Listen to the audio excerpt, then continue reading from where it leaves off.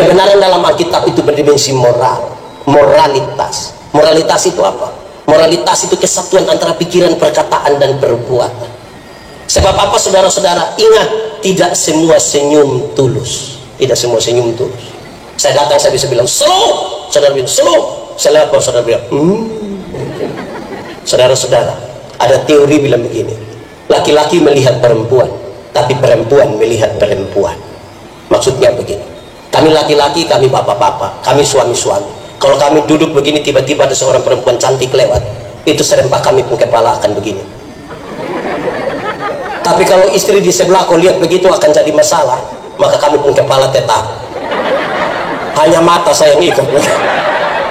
Karena laki-laki melihat perempuan. Betul. Di Rote ada. Itu Pak dong ada di sini. Pasti pakai motif. Bapak-bapak melihat ibu-ibu. Tetapi perempuan melihat perempuan.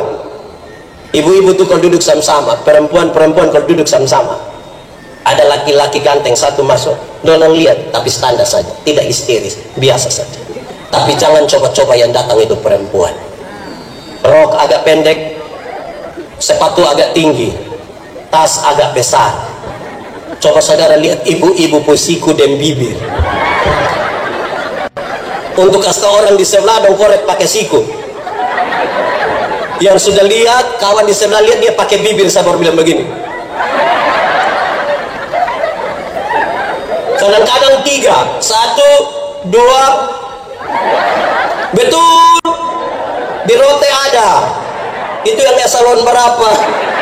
Jangan coba-coba omong, itu bahaya. Kenapa hal ini serius saudara? Karena kadang-kadang kita melakukan sesuatu yang baik belum tentu didasarkan pada motivasi yang benar. Paulus berkata, apapun yang kamu perbuat, perbuatlah dengan segenap hatimu, seperti untuk Tuhan dan bukan untuk manusia.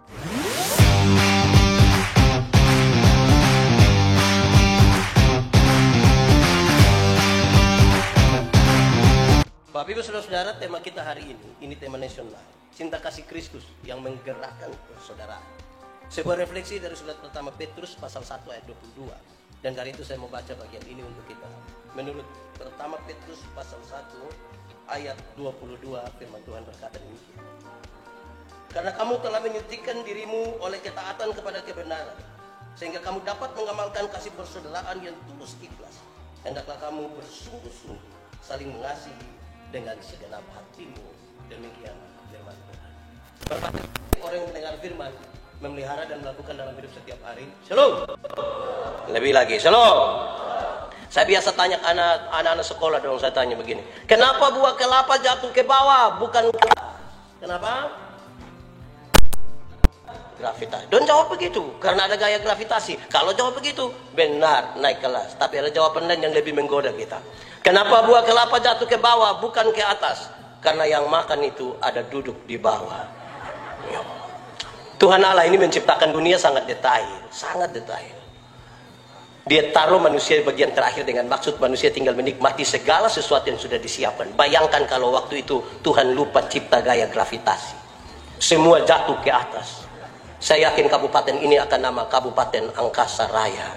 Pasti bukan Rotendao. Nah saudara-saudara, ini menjadi serius bagi kita. Saya memulai ini kenapa? Karena Tuhan mengingat umatnya. Kan dia mengingat umatnya, dia melakukan banyak sekali hal untuk kita, termasuk dalam kisah Natal. Saudara-saudara, tema kita hari ini adalah cinta kasih Kristus yang menggerakkan persaudaraan. Sangat diharapkan bahwa segera setelah mendengar khotbah ini, mengikuti pemberitaan ini, persaudaraan di Rotendao itu menjadi aman-aman. Saya mau tanya, di Rotendao persaudaraan aman kok? Senyum dan tulus semua, tidak ada kepalsuan. Memang orang Rote kalau jawab memang terlalu sekali. Surat pertama Petrus ditulis segera setelah Kaisar Nero membakar kota Roma. Kenapa dia bakar? Kaisar ini sesungguhnya punya visi yang sangat kuat untuk kota ini. Dia harus jadi satu tempat yang sangat baik dan luar biasa. Tapi sayang, kalau mau ikut pelan-pelan agak susah. Dia bikin sedikit revolusi. Dia bakar kota itu. Waktu dia bakar habis, ini sekarang jadi sebuah kepanikan. Bapak Ibu Saudara-saudara, Kaisar Nero punya visi yang sangat kuat untuk kota ini. Tetapi kalau ikut lambat-lambat agak susah. Dia mau bikin lebih cepat. Revolusi besar terjadi. Dia bakar. Setelah bakar dan terjadi kepanikan, orang-orang Kristen kemudian dituduh sebagai yang membakar kota itu seberapa serius kah? Sangat serius. Kenapa?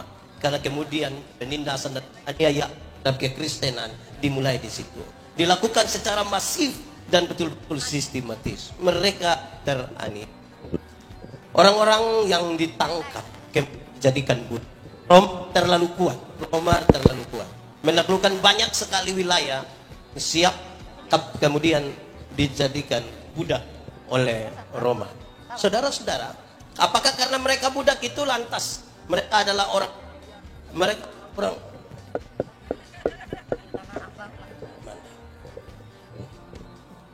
selanjut? Saudara-saudara, orang yang ditangkap ini kemudian dijadikan budak. Apakah kemudian karena mereka budak itu mereka pekerja kasar? Jawabannya tidak. Mereka orang-orang profesional. Ada yang guru, ada yang dokter, ada yang pengacara. Orang-orang profesional semua. Ada beberapa catatan yang menarik tentang perbudakan. Paling tidak ada 2. Saya selesaikan bagian ini, kita masuk pada hal praktis. Pertama, saudara, budak tidak pernah dianggap sebagai manusia. Budak bukan manusia. Budak hanya barang. Kalau perlu kita pakai, kalau tidak perlu kita buang. Ini sedikit lagi ya sama dengan para pensiunan.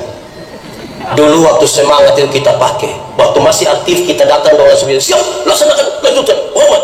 Nah, itu masih aktif.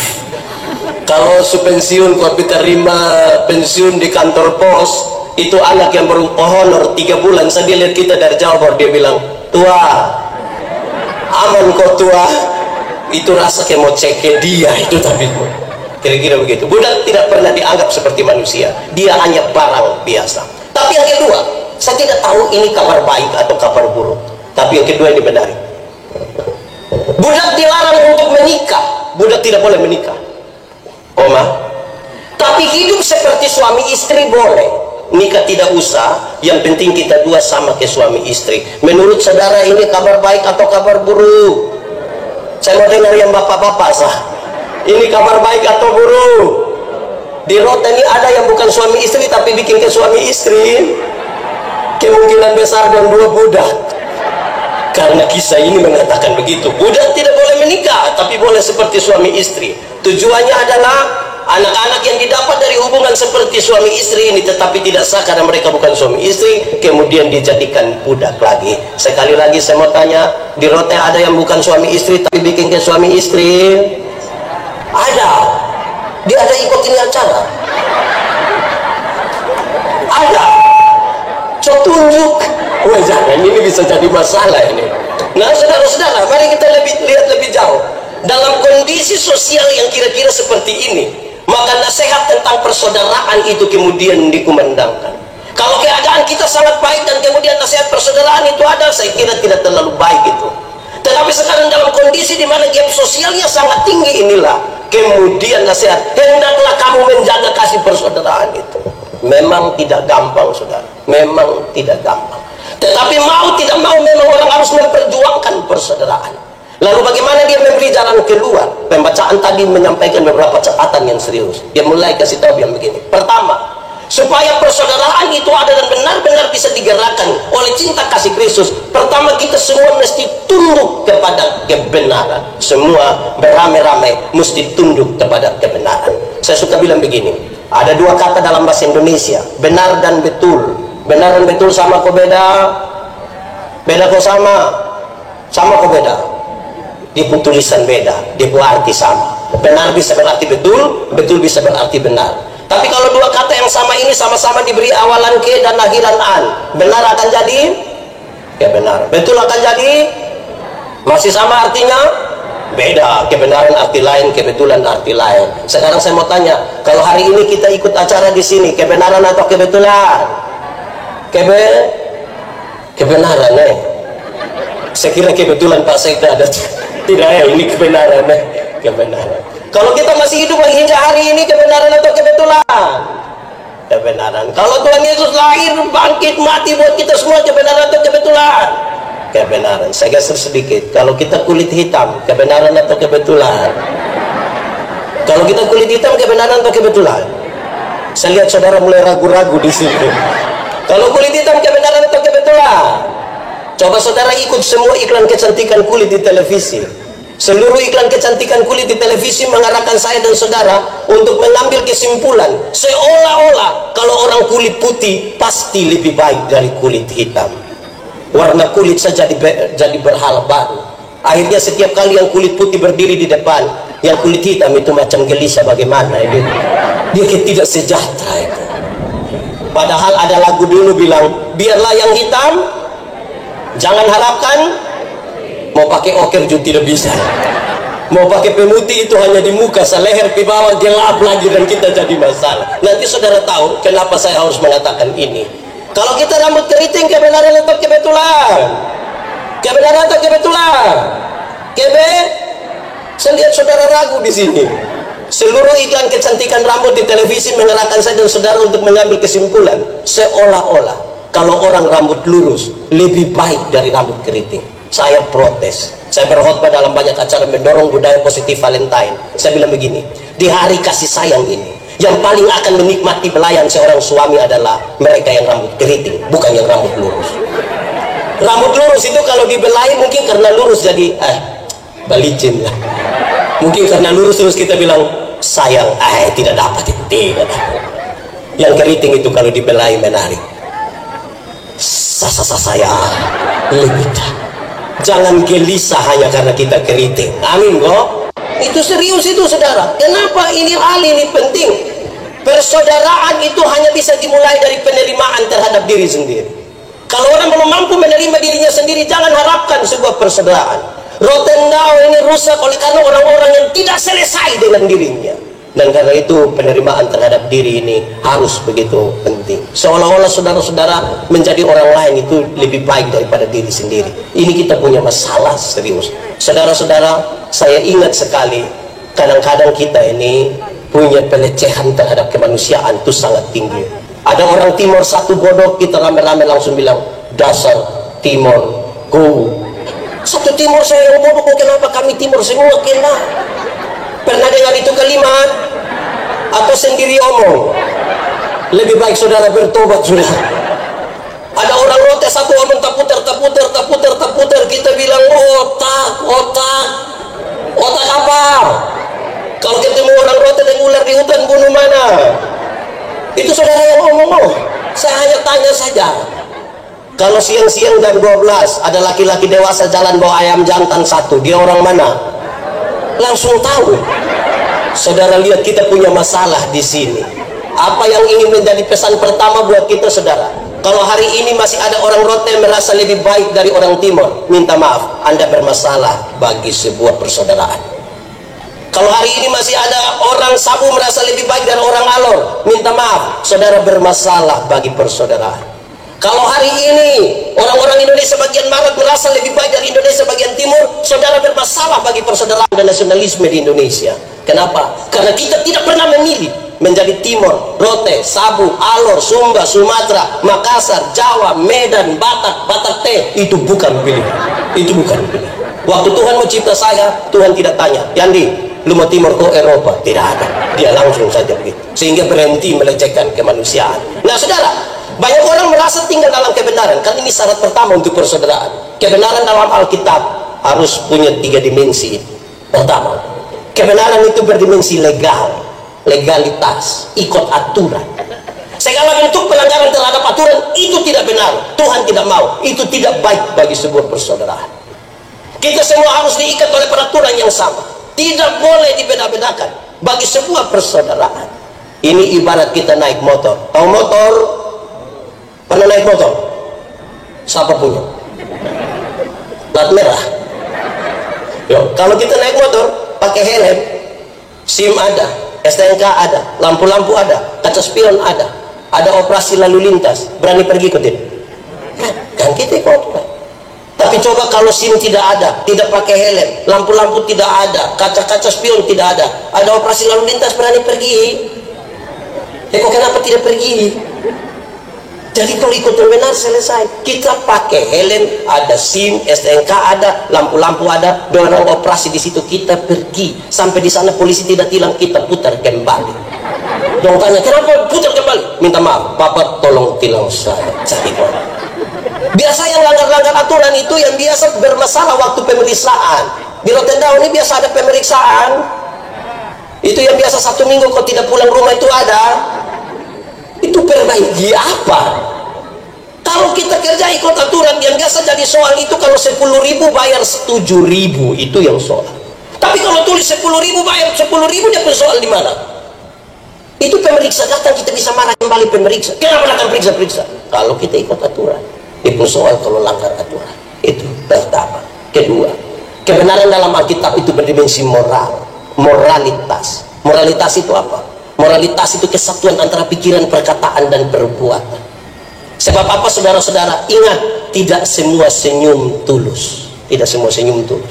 Saya datang, saya bisa bilang slow, saudara bilang slow, saya lapor, saudara bilang Saudara-saudara, ada teori bilang begini, laki-laki melihat perempuan, tapi perempuan melihat perempuan.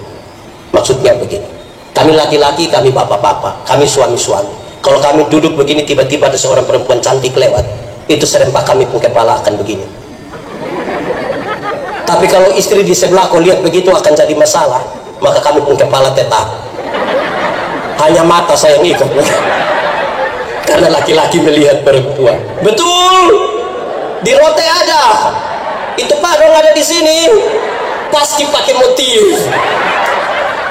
Bapak-bapak melihat ibu-ibu. Tetapi perempuan melihat perempuan. Ibu-ibu tuh kalau duduk sama-sama, perempuan-perempuan kalau duduk sama-sama. Ada laki-laki ganteng satu masuk, dorang lihat, tapi standar saja, tidak histeris, biasa saja.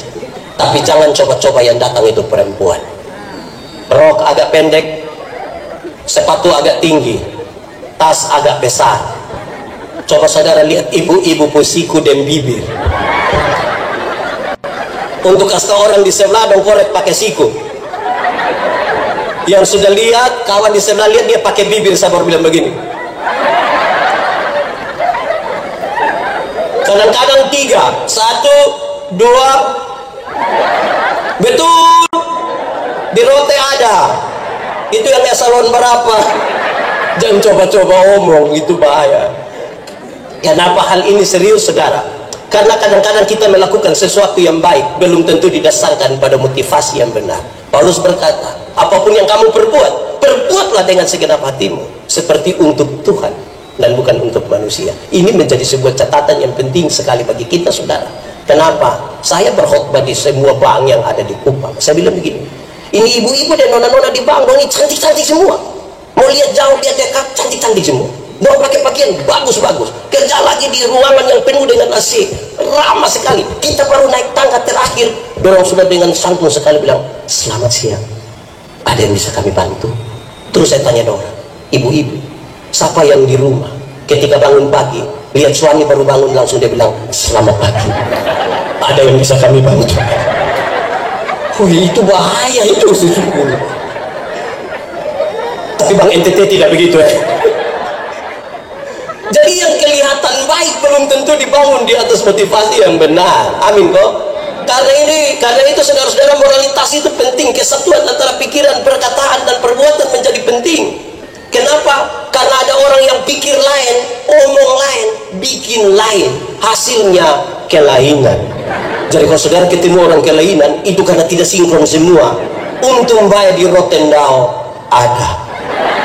Itu yang jadi masalah bagi sebuah persaudaraan. Ketiga, kebenaran dalam Alkitab itu punya dimensi sosial, sosialitas, kepekaan untuk turut mengambil bagian dalam penderitaan orang lain.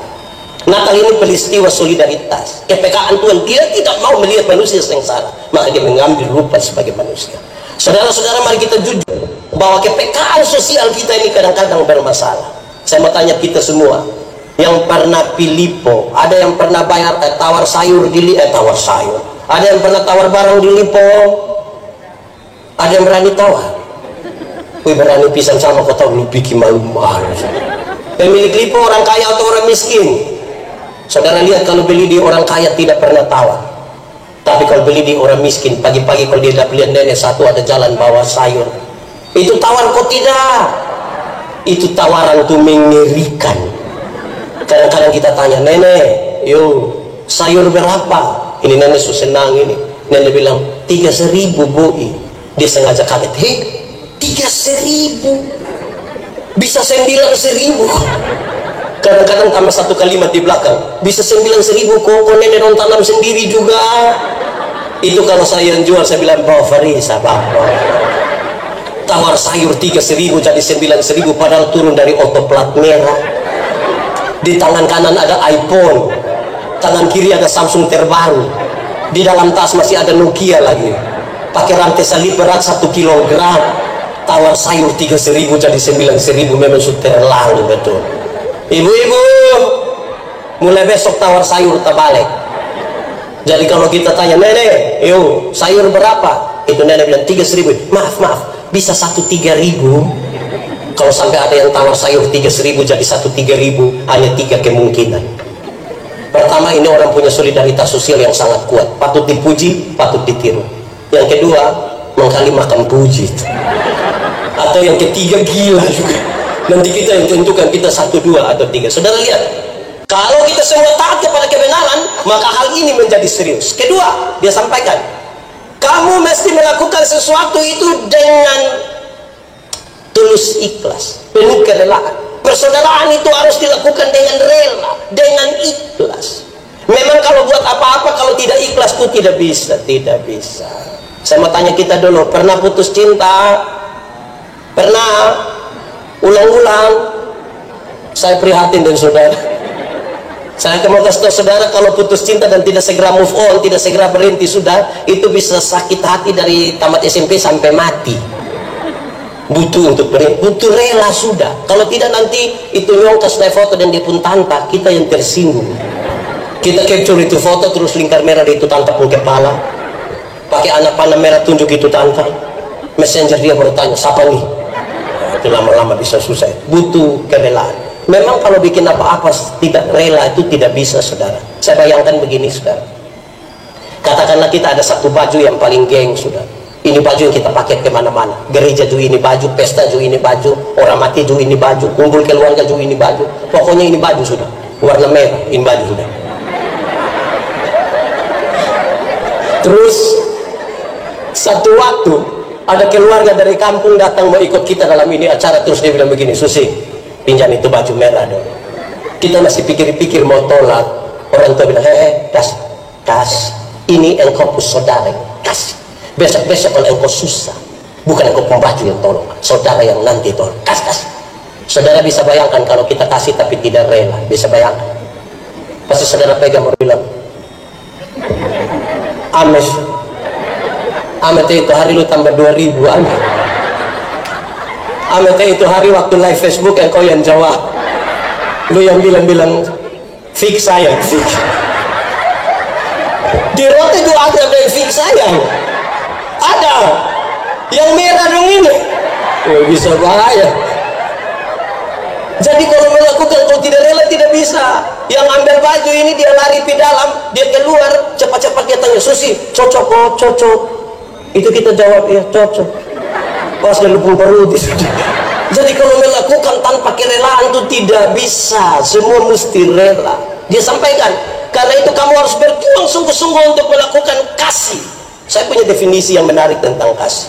Kasih ialah kebaikan, tidak terpatahkan oleh apapun dan tidak bisa pernah berubah menjadi kebencian. Saya ulangi, kasih itu apa? Kasih itu kebaikan, tidak berubah, tidak terpatahkan oleh apapun dan tidak pernah bisa berubah menjadi kebencian.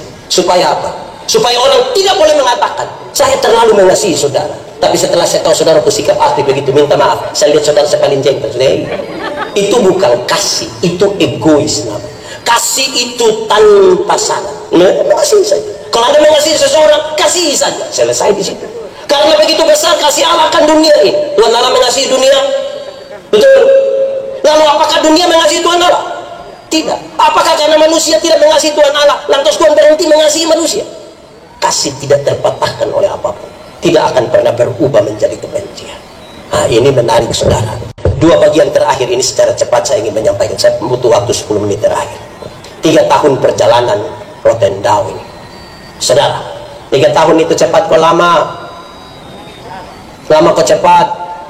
Cepat kok lama?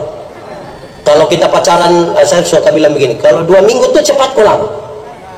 Cepat atau lama? Kalau orang pacaran 2 minggu cepat kok lama? cepat. Kalau orang perut sakit 2 minggu, cepat kok lama. Jadi yang benar 2 minggu termasuk cepat kok lama.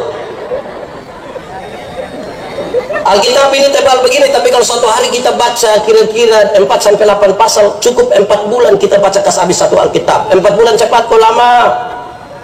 4 bulan cepat kok lama. Lama kok cepat. Kalau kita hidup hanya 4 bulan, cepat kok lama. Cepat. Kalau kita tahan lapar 4 bulan, cepat kok lama. Jadi yang benar 4 bulan, cepat kok lama. Nah, tergantung. Artinya apa? Kalau 3 tahun itu kita isi dengan cinta, dengan perhatian, dengan kasih sayang, hari-hari hidup ini terasa terlalu cepat. Tapi bayangkan kalau 3 tahun itu saudara hanya isi dengan iri hati, cekek, marah. Saya yakin itu rasa kita terlalu lama 3 tahun. Lalu apa yang harus kita isi sekarang? 2 hal.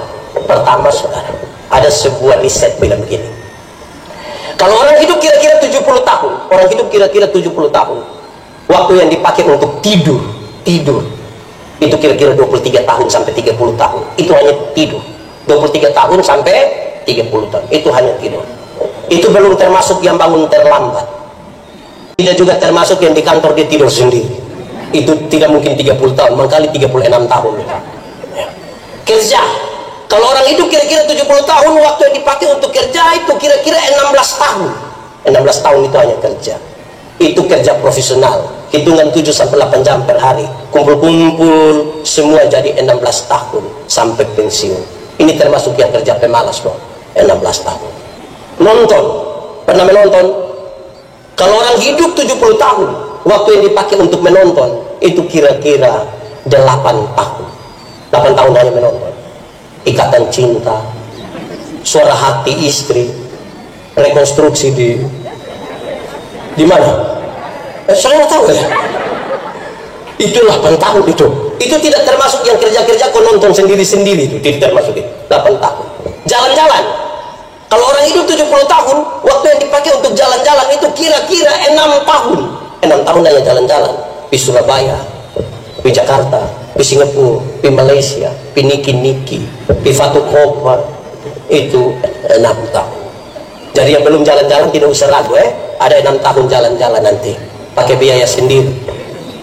Makan, kalau orang hidup kira-kira 70 tahun, waktu yang dipakai untuk makan itu kira-kira 6 tahun hanya makan. Bagi yang makan normal, bagi makan sekali siang 1 kali, malam 1 kali. Tapi yang 1 kali makan tambah 3 kali, itu tidak mungkin 6 tahun, 9 tahun itu. Santai, kalau orang hidup 70 tahun, waktu yang dipakai untuk bersantai itu kira-kira 4,5 tahun, itu hanya santai-santai, tidak mau diganggu. Dia tidak mau orang datang, dia kasih mati HP semua, dia tidak mau ada interaksi apa-apa dengan orang. 4,5 tahun sakit.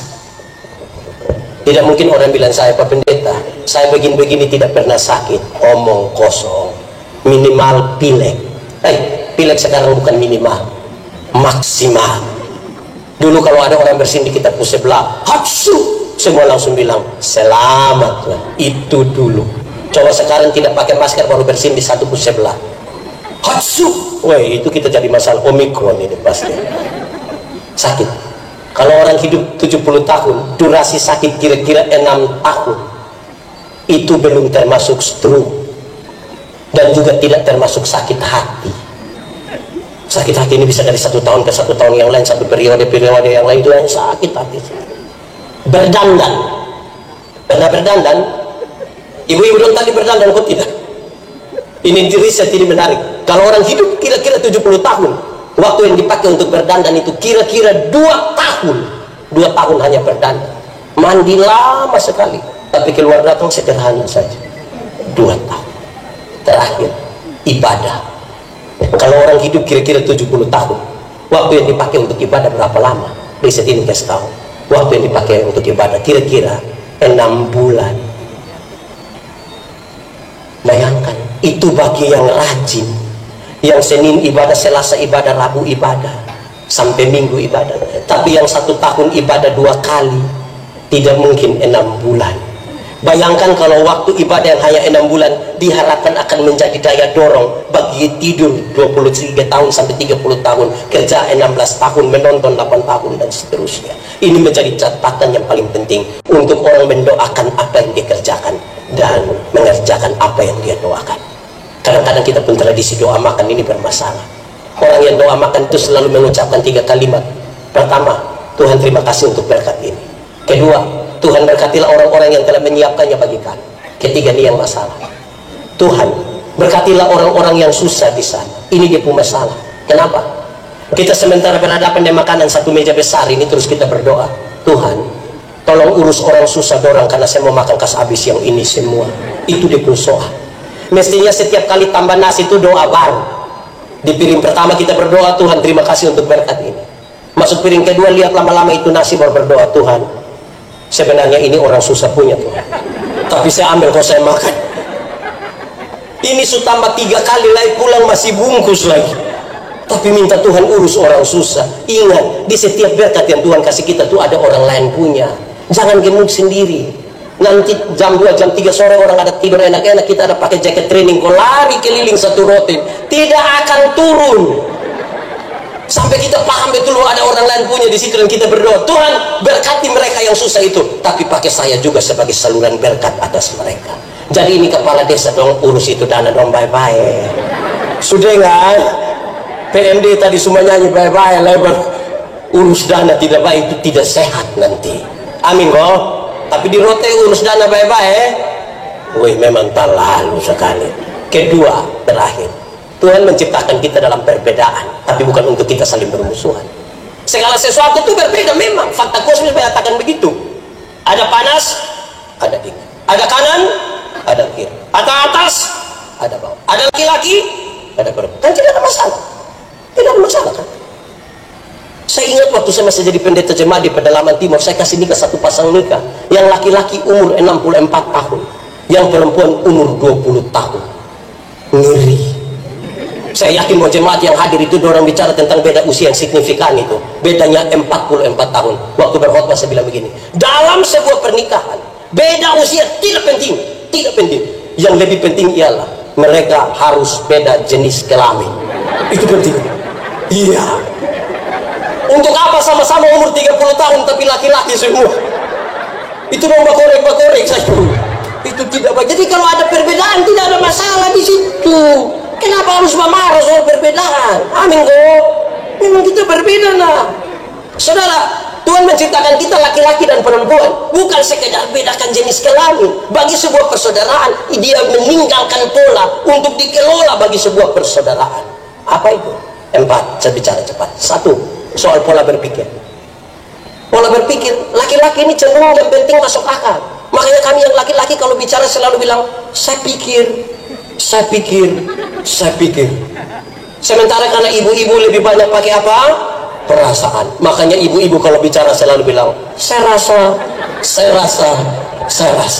Bayangkan kalau kita tinggal 20 tahun suami istri, baru satu hanya saya pikir, satu hanya saya rasa. Lama-lama tetangga dong akan bilang surasa. Karena itu untuk sebuah persaudaraan orang harus mampu mengelola apa yang dipikirkan dan apa yang dirasa. Hidup tidak bisa pakai pikiran saja, mesti pakai perasaan. Hidup juga tidak bisa hanya pakai perasaan. Harus penyeimbangnya adalah pikiran. Saya melayani di Sabu kira-kira 5 tahun. Kami ibadah rumah tangga itu, ibadah rayon biasa hari Senin, Rabu, Jumat. Kalau kami pergi itu jemaat sudah banyak duduk di tikar besar itu. Pendeta datang duduk bersila di mana dorang taruh lampu paling besar di situ. Hari itu saya pergi jemaat penuh banyak, saya senang. Saya duduk dan taruh lampu besar, saya mulai pimpin ibadah dong senyum-senyum, dong tertawa, saya bilang ini pasti kena. Yang menarik adalah kami sudah habis ibadah, dorang masih senyum-senyum. Saya mulai pikiran, saya tanya, jemaat, yuk, kenapa kamu senyum-senyum? Dong tambah senyum lagi. Akhirnya saya tanya seorang diaken, Welmen Sirio namanya, saya bilang, tahu, kamu senyum-senyum apa?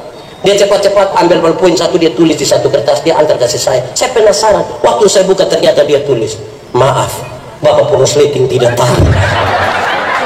Itu saya mau tampilin dia. 1 jam kita sama-sama di sini. Saya ada masalah yang kau diam-diam. Saya mau tanya, kira-kira tadi menempuh ibadah baik kok tidak? Baik kok tidak? Kenapa tidak baik? Gara-gara pakai perasaan. Jadi hidup tidak bisa hanya pakai perasaan. Mau marah-marah tidak apa-apa.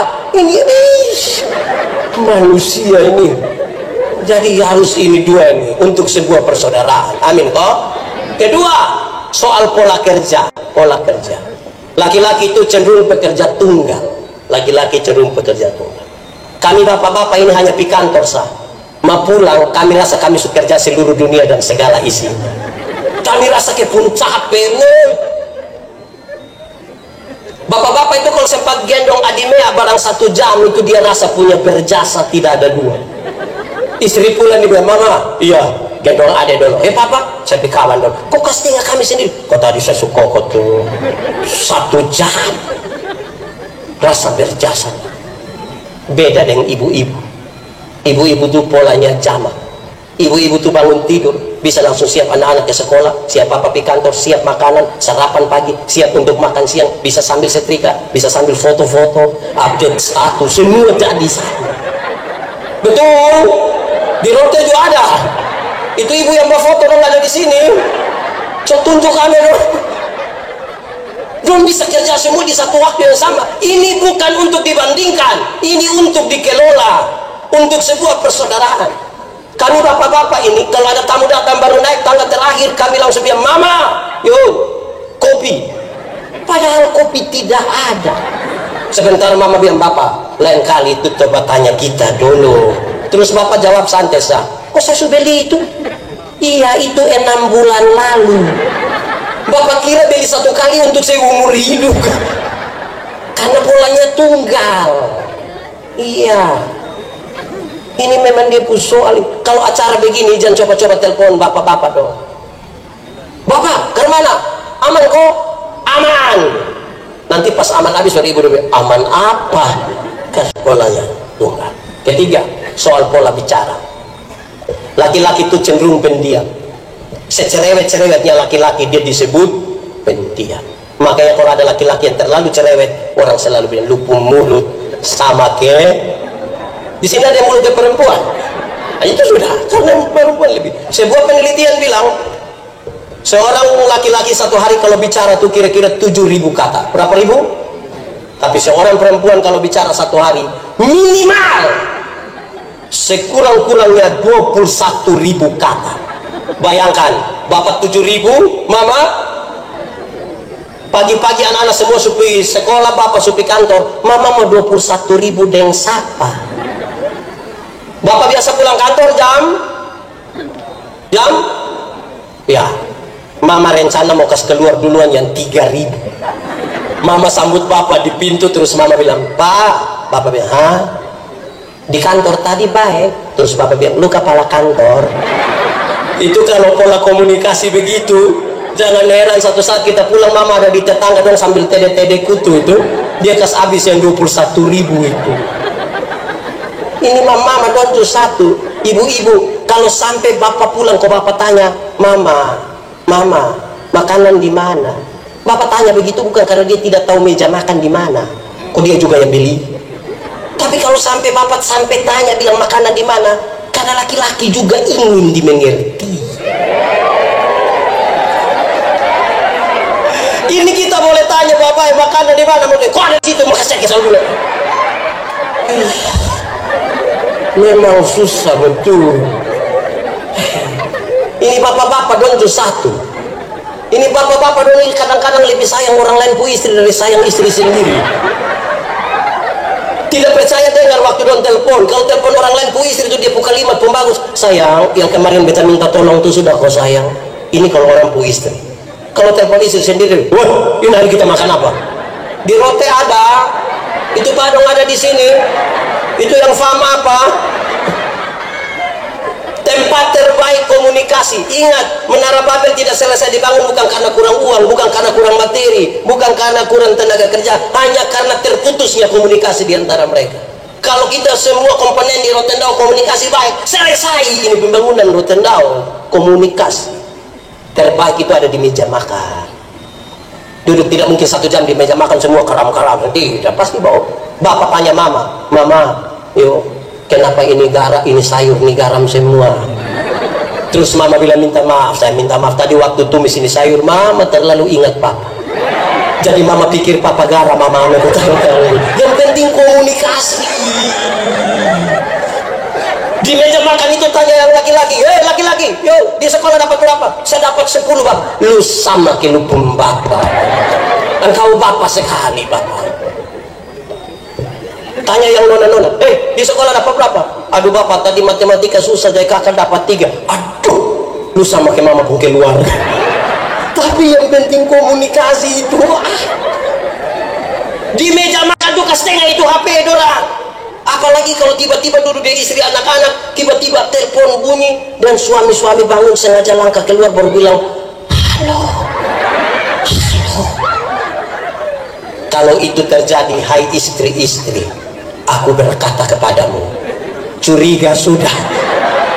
Apa yang terlalu? Di sini ada bapak-bapak yang begitu, yang dia bawa HP kola rumit ada, curiga sudah.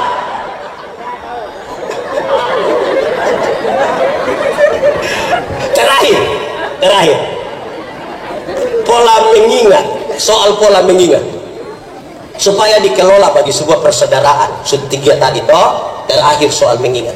Laki-laki itu cenderung cepat lupa, kami bapak-bapak cenderung cepat lupa. Kami ini baru kunci mobil, jalan 30 langkah terus posisi kunci gue belum, dia balik dia kunci ulang karena cenderung cepat lupa. Makanya minta maaf ibu-ibu, kami bapak-bapak ini kalau di luar rumah kami lupa kalau kami ada istri. Maksudnya kami kadang-kadang cerita dengan orang itu sampai lupa kalau mama ada tunggu di rumah. Jangan terlalu berpikir negatif juga. Ibu-ibu ini bagaimana ya?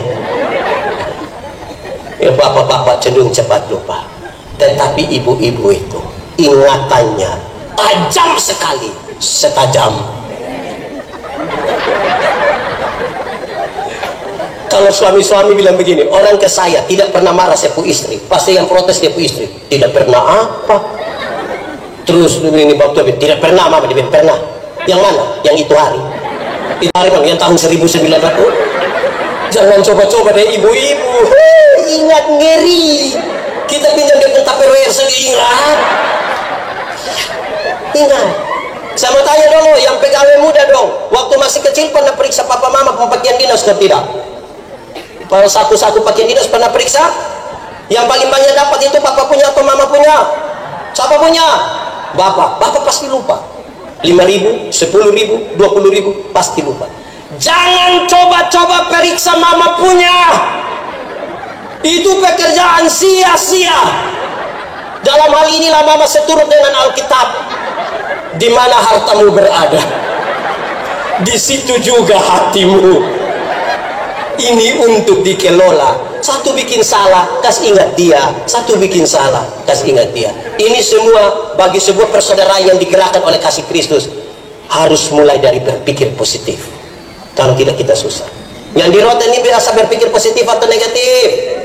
Positif atau negatif? Yakin positif? Betul? Mantap. Saya ingat swalayan pertama di Kupang Tudut Talia. Saya sekolah teologi di Kupang suka pitang-tanganga di situ. Saya satu saat dan saya pun teman satu kurus kering. Ada ibu satu pakai yuken, dia lihat saya pun teman begini terus dia bilang, Adi, malam di sapi rumah kok. Buat apa? Adi pisah. Oh, malam begitu dia lembur. Kalau Adi mau ini ya, alamat rumah jam 7 pas. Jam 7 malam ini anak ketok pintu, dia buka pintu, dia masuk, kunci pintu ya. Oh, sudah disupin. Tidak apa-apa kok. Kalau dia berangkat begini nanti besok pagi baru pulang lembur. Oke. Adi minum apa? Kopi sa tante. Ini tante bikin kopi, datang antar dan sudah minum, habis itu buka baju ya. Ini anak buka baju, itu tante ke belakang datang bawa anak kecil satu mungkin umur 2 tahun. Terus ini tante bilang di anak, itu kalau lu tidak makan nanti lu badan kayak ini om. Saya mau tanya, tadi saudara pikir apa? Tadi saudara pikir apa? Positif atau negatif? Saudara lihat kadang-kadang kita disesatkan oleh kita pun pikiran sendiri. Ini ibu anak ini dia tidak suka makan. Dia mama takut dia kurus. Tapi saudara suka mana-mana itu pikiran. Saudara tidak bisa membangun persaudaraan dengan pikiran-pikiran yang negatif. Selamat Natal